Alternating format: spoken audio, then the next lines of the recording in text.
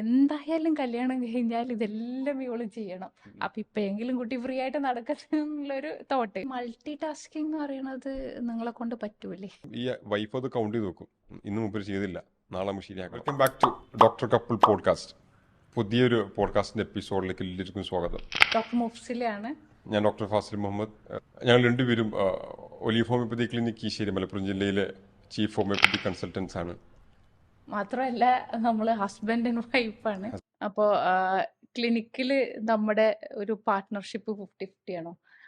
I mean ഇതിൻ്റെ ഒരു management കാര്യങ്ങൾ മൊത്തത്തിൽ ക്ലിനിക്കിൽ മാത്രമല്ല, ഇപ്പോൾ വീട്ടിലാണെങ്കിലും ഉള്ള ഒരു കാര്യങ്ങൾ മൊത്തത്തിൽ നമ്മുടെ ലൈഫ് ഒരു 50-50 പാർട്ട്ണർഷിപ്പാണ്. ഞാൻ ആക്ച്വലി ഇത് ചോദിക്കാൻ റീസൺ എന്താണെന്ന് വെച്ചാൽ, ഇന്നത്തെ കാലത്ത് കുട്ടികളുടെ ഒരു കൺസെപ്റ്റ്, പൊതുവെ ആളുകളുടെ ഒരു കൺസെപ്റ്റ് അതാണ്. എപ്പോഴും ന്യൂ വെഡ് കപ്പിൾസ് അവർ പറയുന്ന ഒരു കാര്യമാണ്, കാര്യങ്ങളൊക്കെ രണ്ടുപേരും ഒരുപോലെ ഷെയർ ചെയ്യണം. ഈക്വലി ഞങ്ങൾ ഷെയർ ചെയ്താണ് ചെയ്യലെന്നുള്ളത് ഭയങ്കര അഭിമാനത്തിലും സന്തോഷത്തിലും കുട്ടികൾ പറയുന്നത് കേൾക്കാറുണ്ട്. നല്ല കാര്യം. പക്ഷെ ശരിക്കും ഇത് ഒരു പ്രാക്ടിക്കൽ ആയിട്ടുള്ള കാര്യമാണ്. 50-50 എന്നൊരു സാധനം മാരേജിൽ, അല്ലെങ്കിൽ ഒരു ഈക്വൽ പാർട്ട്ണർഷിപ്പ് എന്ന് പറയുന്ന ഒരു സാധനം പോസിബിൾ ആണോ? അത് പ്രാക്ടിക്കൽ ആണോ? ആണെങ്കിൽ എങ്ങനെ പ്രാക്ടിക്കൽ? അതല്ലെങ്കിൽ പഴയ രീതിയിൽ പഴയ ആൾക്കാർ, ആണുങ്ങൾ ജോലിക്ക് പോകുന്നു, അവർ ജോലി കഴിയുന്നു, തിരിച്ചു വരുന്നു, പിന്നെ അവര് ഫ്രീ ആണ്, റെസ്റ്റിലേക്ക് പോകുന്നു.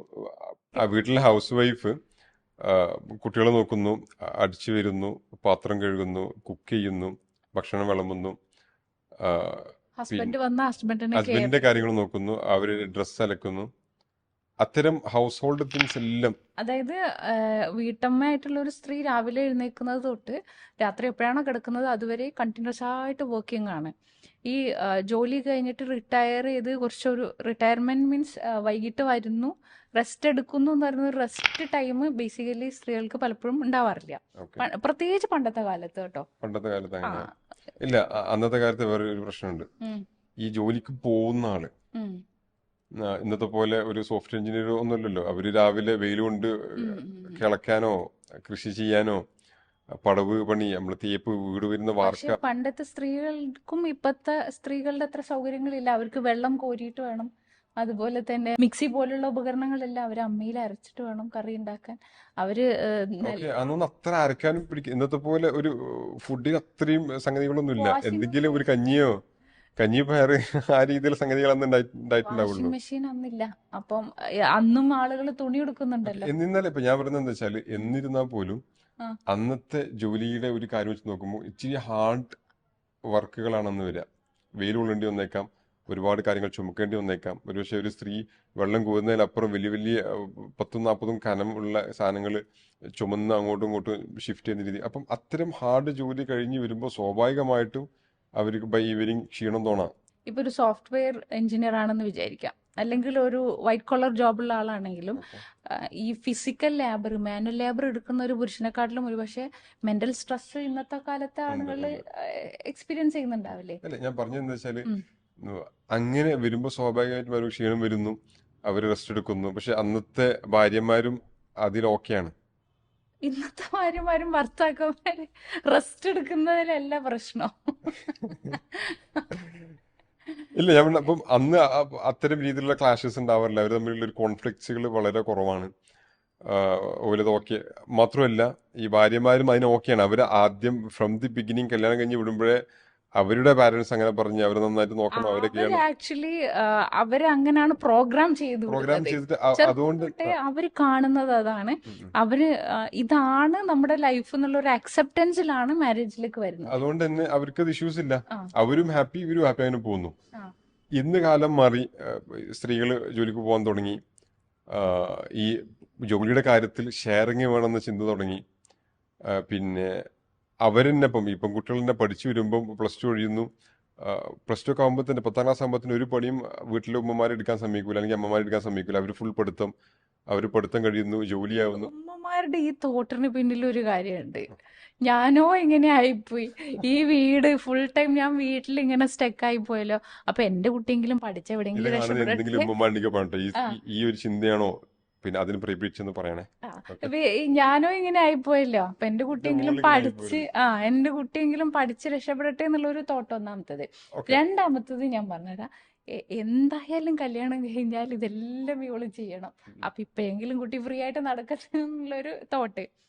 പിന്നെ ടീനേജിൽ പൊതുവെ ഞങ്ങളിപ്പോ കുട്ടികൾക്ക് കുറച്ച് മടിയും ഇതൊക്കെ ഉണ്ടാവും. മടിയുള്ളവരുണ്ട്. ഏതായാലാവട്ടെ, അങ്ങനെ അവര് കോഴ്സ് കഴിയുന്നു, കല്യാണം കഴിയുന്നു. കല്യാണം കഴിയുമ്പം അല്ലെങ്കിൽ അവര് ആ ഒരു പ്ലസ് ടു മുതലും ചിന്തിച്ചു തുടങ്ങുന്ന സമയം മുതൽ അവര് കാണുന്ന കാര്യങ്ങൾ, ഇപ്പം ഒരു മൂവീസ് ആയിക്കോട്ടെ, ഇൻസ്റ്റഗ്രാം സോഷ്യൽ മീഡിയ പോസ്റ്റുകൾ, സോഷ്യൽ മീഡിയ, ഇതിലൊക്കെ പരസ്പരം ഷെയർ ചെയ്യണം. അങ്ങനെയാണ് ഇതിന്റെ സംഗതികൾ. ലാസ്റ്റ് ബ്രോ ഡാഡി എന്ന് പറഞ്ഞൊരു സിനിമ ഓക്കെ. പൃഥ്വിരാജിന്റെയും ഓക്കെ. മോഹൻലാലിന്റെയും, ഓക്കെ. അതില് പൃഥ്വിരാജും കല്യാണി പ്രിയദർശനുമാണ് അതില് ഓക്കെ. ക്യാരക്ടേഴ്സ്. അവരൊരു ദിവസം പൃഥ്വിരാജ് കോഫി ഉണ്ടാക്കുന്നു, പിറ്റേ ദിവസം രാവിലെ കല്യാണിയാണ് കോഫി ഉണ്ടാക്കുന്നത്. ഓക്കെ. അങ്ങനെ ഫുൾ ഒരു 50-50 50-50 ഷെയറിങ്. ഷെയറിങ്ങിലാണ് അവരുടെ ഡീലിങ്സ് എല്ലാം വരുന്നത്. അപ്പൊ ഇതെല്ലാം സ്വാഭാവികമായിട്ടും കാണുന്ന കുട്ടികളുടെ മൈൻഡിലും ഒരു കല്യാണം കഴിയുമ്പോൾ ഇങ്ങനെ തന്നെ ഒരു ഹസ്ബൻഡ് ആയിരിക്കണം. എനിക്ക് കൗൺസിലിങ്ങിന് വരുന്ന ഇഷ്ടം പോലെ കേസസിൽ ഇത് കാണാറുണ്ട്. അവർ പറയാറുണ്ട്, എല്ലാം ഷെയർ ചെയ്യണ്ടേ, ഷെയർ ചെയ്യുമ്പോഴല്ലേ അതൊരു പാർട്ട്ണർഷിപ്പ് ആവുള്ളൂ, പഴയ പോലെ ഒന്നും അല്ലല്ലോ, ഇയാളൊന്നും ഷെയർ ചെയ്യൂല. ഹസ്ബൻഡ് കുറ്റം പറയാറുണ്ട്. ഹസ്ബൻഡ് പറയും, ഞാൻ ഇങ്ങനെ പഴയ കാലത്തെ ആ ഒരു തീം വെച്ചിട്ട് ഹസ്ബൻഡ് പറയാറുണ്ട്, ഞാൻ ജോലിക്ക് പോകുന്നുണ്ട്, ജോലിക്ക് കഴിഞ്ഞ് തിരിച്ചിട്ട് ഭയങ്കര ക്ഷീണമാണ്, പിന്നെ കുട്ടികളെ നോക്കാൻ നിങ്ങൾക്ക് കഴിഞ്ഞോളന്നില്ല, വൈഫിന് വീട്ടില് ഒന്നും, അതായത് വേറെ ഞാൻ പണിയൊന്നുമില്ല. ജോലിക്ക് പോകുന്നു, വൈഫിന് വേറെ ജോലിയൊന്നും ഇല്ലല്ലോ, അവക്ക് കുട്ടികളുടെ കാര്യം ഫുള്ളായിട്ട് എന്തുകൊണ്ട് എടുത്തുകൂടാ എന്ന് ചോദിക്കുന്ന ആളുകളുണ്ട്. അങ്ങനെ മുമ്പൊരിക്കൽ പറഞ്ഞപ്പോൾ ഒരാൾ കൗൺസിലർ ചോദിച്ചു, വൈഫ് രാവിലെ എന്താ ഫുഡ് ആരും ഉണ്ടാക്കുന്നത്? ഓൾക്ക് പണിയൊന്നുമില്ലല്ലോ, അപ്പോൾ ഓളെന്നെ ഫുഡ് ഉണ്ടാക്കല്, പാത്രം കഴുകലാരാ?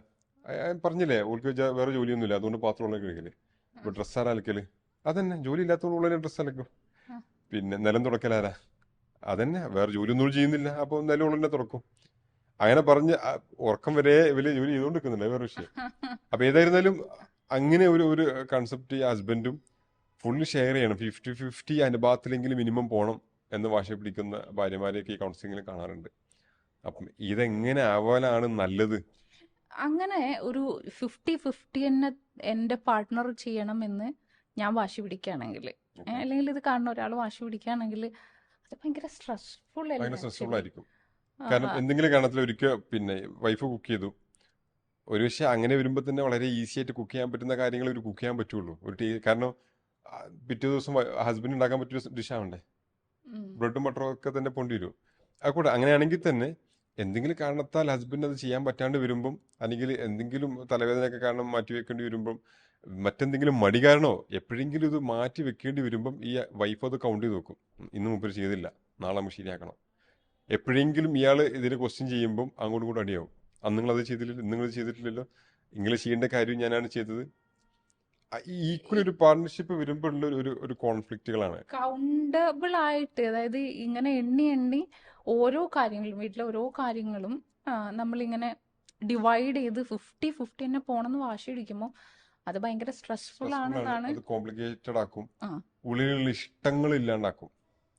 നമ്മളിത് പിന്നെ നമ്മളിത് കൗണ്ട് ചെയ്യാൻ തുടങ്ങും, എഴുതി വെക്കാൻ തുടങ്ങും, അയാൾ എന്തേ ചെയ്തില്ല, അയാൾ എന്തേ ചെയ്തില്ല, അയാൾ ചെയ്യേണ്ടതാണ്. രണ്ടും ഒരുപോലെ രണ്ടുപേരും ഉത്തരവാദിത്തം ഏറ്റെടുക്കുന്ന സിറ്റുവേഷൻസ് വരികയും 50-50 എന്ന് മാറി ചിലപ്പോൾ 100 ഒരാൾ ചെയ്യേണ്ടി വന്നേക്കാം, ചിലപ്പം ഒന്നും അയാൾ ചെയ്യേണ്ടി വരില്ല. അതൊക്കെ സിറ്റുവേഷൻസ് അനുസരിച്ച് അഡ്ജസ്റ്റ് ചെയ്യുന്ന, അതും രണ്ടും സ്നേഹത്തോടെ ചെയ്യുന്ന, ശരിക്കും 100% കാര്യങ്ങൾ ഞാൻ തന്നെ ചെയ്യണം, ഞാൻ തന്നെ ചെയ്യുന്നു, രണ്ടുപേരും വിചാരിക്കുന്ന രീതിയിലേക്ക് എത്തിക്കഴിഞ്ഞാൽ ഒന്നുകൂടി ലൈഫ് കളറാവും. അതൊന്നും കൂടി എക്സ്പ്ലെയിൻ ചെയ്ത്. എന്ന് വെച്ചാൽ എല്ലാം എൻ്റെ ഉത്തരവാദിത്തമാണ്. അത് ഹസ്ബൻഡ് വിചാരിക്കണം മക്കളെ നോക്കലും എൻ്റെ ഉത്തരവാദിത്തമാണ്, വൈഫിനെ ഹാപ്പി ആക്കി വെക്കലും എൻ്റെ ഉത്തരവാദിത്തമാണ്, ഭക്ഷണം വെക്കലും എൻ്റെ ഉത്തരവാദിത്തമാണ്.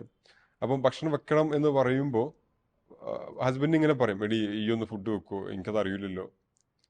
അപ്പം അയാളുടെ ഉത്തരവാദിത്തമാണെങ്കിൽ പോലും വൈഫ് ഒന്ന് വെക്കുമോ എന്ന് റിക്വസ്റ്റ് ഒക്കെ അയക്കുമ്പോൾ വൈഫിന് ഭയങ്കര ഹാപ്പി ആയിരിക്കും, ഓ ഞാൻ വെച്ചോളാം. അങ്ങനെ ഒരു രണ്ടുപേരും ആ മനോഭാവത്തോടെ നീങ്ങുകയാണെങ്കിൽ രണ്ടുപേരും വളരെ ഹാപ്പി ആയിട്ട് പോകും. പക്ഷേ വിഷമങ്ങൾ ഉണ്ടാകുമ്പം അയാളുടെ ഡ്യൂട്ടീസും ഇവർ ചെയ്യാൻ തയ്യാറാവും, അത് ഹാപ്പി ആയിട്ട് ചെയ്യാൻ തയ്യാറാവും. അപ്പം മൊത്തത്തിൽ ലൈഫ് കളറാവും. അല്ലെങ്കിൽ മൊത്തം സ്ട്രെസ്സായി മാറും. രണ്ടുപേരും അങ്ങോട്ടും ഇങ്ങോട്ടും നിങ്ങളാരും ഒന്നും ചെയ്യുന്നില്ല എന്ന് കുറ്റപ്പെടുത്തി തുടങ്ങും.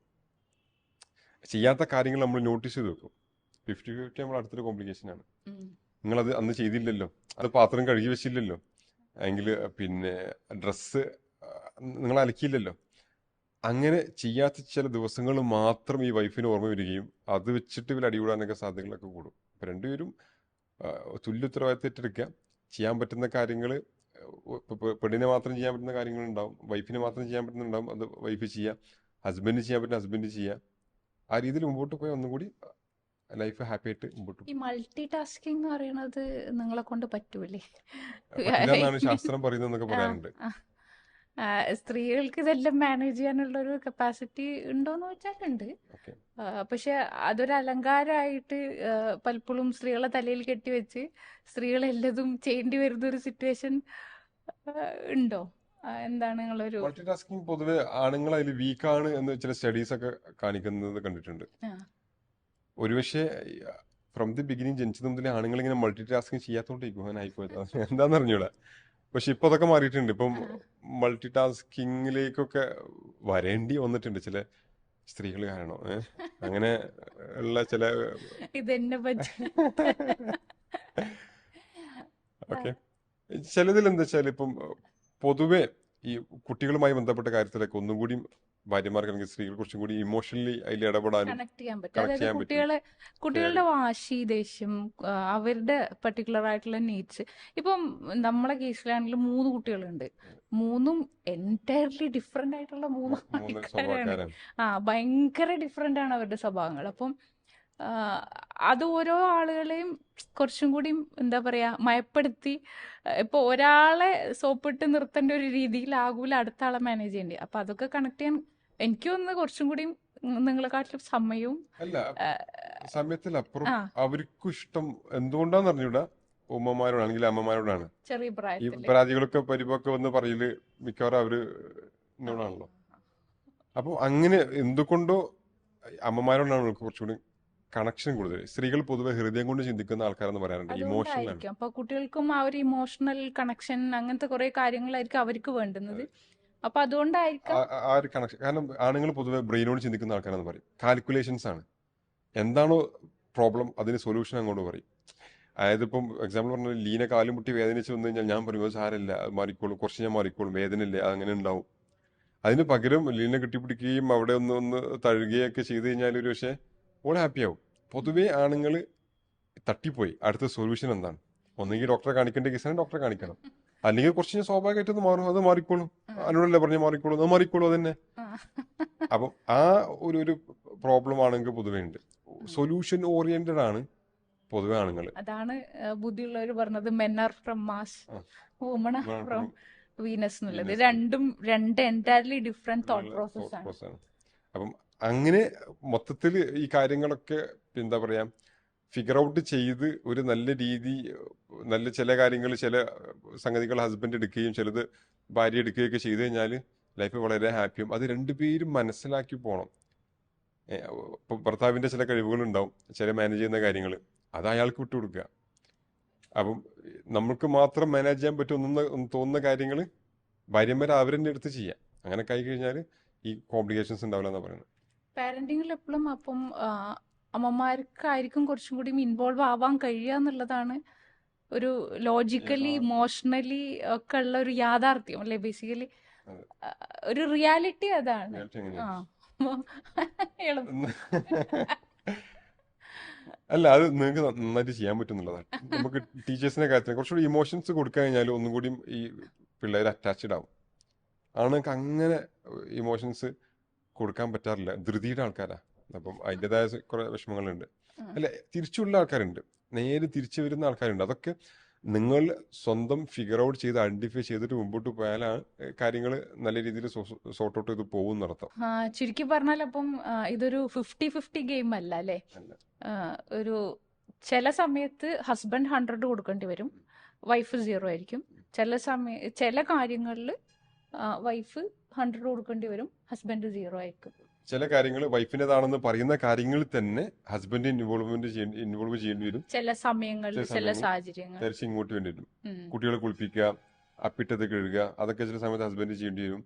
ബാത്റൂം കഴുകുക, പിന്നെ നിലം തുടയ്ക്കുക, പാത്രം കഴുകുക, ഇതൊക്കെ ചില സമയത്ത് ഹസ്ബൻഡ് ചെയ്യേണ്ടി വരും. അതുപോലെ തിരിച്ചും ഒക്കെ അങ്ങോട്ടും ഇങ്ങോട്ടും ഷെയർ. പിന്നെ ഇതിനൊരു സ്പെസിഫിക് ഇക്വേഷൻ ഇല്ല, അത് രണ്ടുപേരും മനസ്സിലാക്കി കാര്യങ്ങൾ ചെയ്യാം, അത്രയേ ഉള്ളൂ.